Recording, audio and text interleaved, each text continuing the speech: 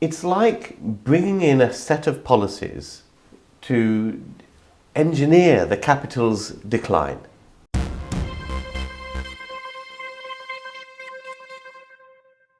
You really can't make this stuff up. The new Labour government have introduced housing targets up and down the land so that they can meet this 1.5 million new homes in this parliament. But in London, one of the areas of greatest housing need, the housing target has been reduced. Yes, you heard it right, reduced from 100,000 homes a year to 80,000 homes a year. To deep dive into this ridiculous policy and target, I'm joined as usual by Andrew Roberts. Hi, Ranjan. What do you make of this? It's a load of baloney. It's a load of baloney because we're only actually building 35,000 homes in London. Therefore, if we're only building 35,000 homes, we're not even 50% of the new target. Well, this is, of course, a direct result of the great Mayor of London, Sadiq Khan. He has completely failed to deliver any new housing, any significant new housing in London, 35,000 instead of 80,000. So what does someone do who is basically has a track record in failure?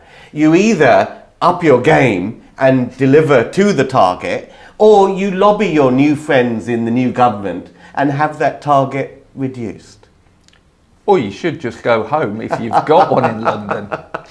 I mean, it's ridiculous and incredulous. If you're only building 35,000 homes and the need is for 100,000, or actually according to other data, the need is greater than 100,000, you should get building. You should start approving schemes and stop blocking schemes and putting extra rules in place. And of course, London is significantly built on. So the opportunity is for repurposing old buildings into new uses. But guess what region in the UK has the most Article 4 directions preventing such repurposing of existing buildings? It is London. It's definitely not Wales, because they've got no permitted development rights there. But no, it's crazy and incredulous. And what I find even more incredulous is the target to build new homes is 1.5 million. So it's an increase on what it was previously. But what we're actually saying is we're going to balance the numbers across the UK. So we're balancing the numbers across the UK where there's less demand and where there's no jobs. Well, it's a bit difficult to commute from Hull to Canary Wharf. Unless you've got a private helicopter.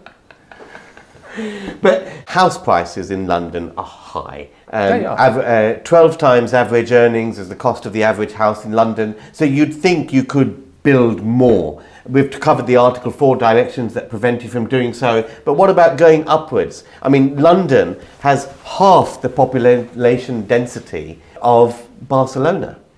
And people love living in Barcelona. Well, I wouldn't mind living in Barcelona with the sun. Thanks for the air ticket. No, I mean, to be fair, yes, you can go upwards. But with the new building regulations, where if you're building above 5 floors, the fire regulations make it prohibitive to go upwards.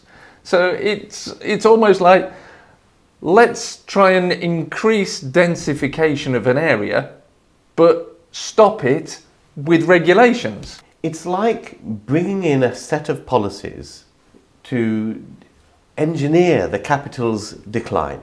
That's just the way I see it. You're absolutely bang on about the building regulations, and an interesting thing that we'll be covering in a later video, so make sure you subscribe and hit the bell icon so you receive notification of that, but we'll be publishing that in a later video. In London, London has 31 boroughs, and since those new building regulations came in that you just mentioned, on the 31st of October 2023, not one new building has commenced being built, which is over 18 metres tall in any of London's 31 boroughs. And that is shocking, where London is a place where we need homes, the target has gone down, their maximum Article 4s for repurposing, and we've just snarled ourselves in red tape on building new buildings taller than 18 metres. Well, all I can suggest is, shall we get Angela Rayner to remove all the Article 4s that are in place in order that we can try to hit those targets.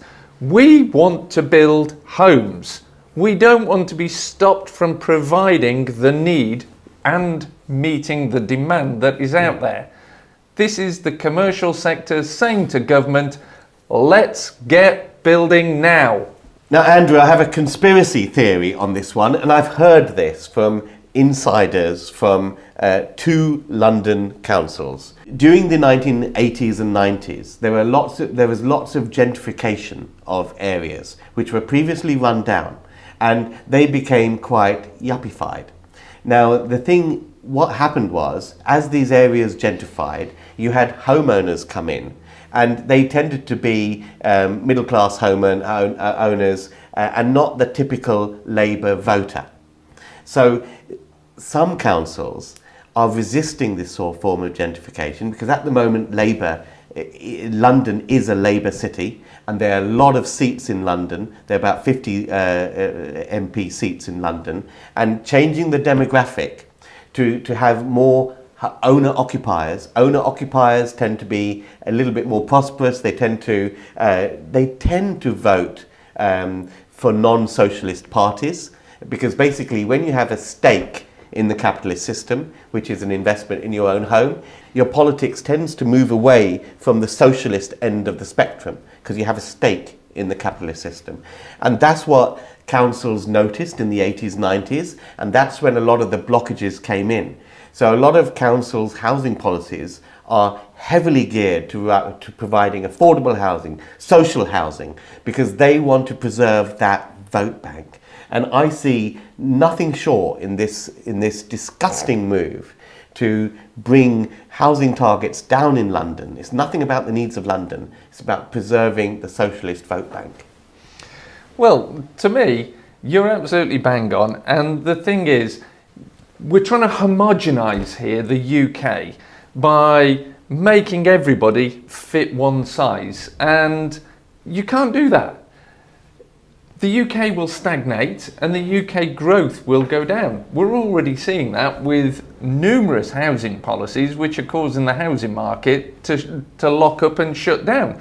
Major housing developers are exiting the housing market, saying we're not building, we're withdrawing our planning applications. So I don't think this is a good idea. I think it's a terrible idea. Let us know what you think in the comments below. Are you with Sadiq Khan? Do you think this is great news for London? Less housing being built? Or do you think, do you believe in my conspiracy theory that it's just vote bank politics here? We'll look forward to seeing you at the next BakerStreetPropertyMeet.com, and Ranjan and I will be sharing with you how we're proposing to address that housing crisis. Join us. BakerStreetPropertyMeet.com.